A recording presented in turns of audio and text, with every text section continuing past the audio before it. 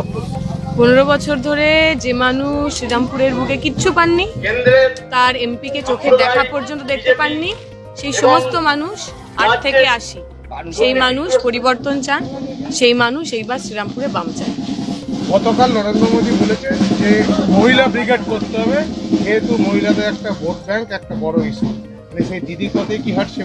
মহিলা ব্রিগেড ওনারা করুন, তবে মহিলা ব্রিগেড কার বিরুদ্ধে করবেন? ব্রিজভূষণ শরণ সিং এর বিরুদ্ধে? ওনার এমপি, যে এমপি বছরের পর বছর ধরে মহিলা কুস্তিগীরদের হেনস্থা করেছেন, উনি মহিলা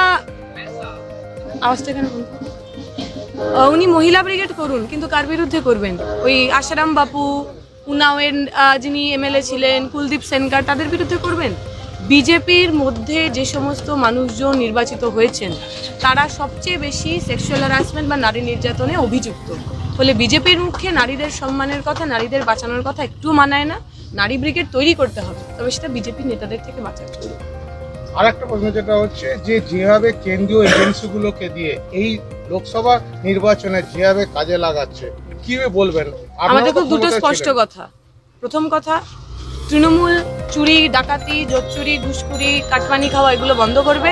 দ্বিতীয়, বিজেপি তার এই যে কেন্দ্রীয় এজেন্সি, সেটা ইডি হতে পারে, সিবিআই হতে পারে, সেটাকে রাজনৈতিক কাজে ব্যবহার বন্ধ করবে। দুটোই ঠিক আছে।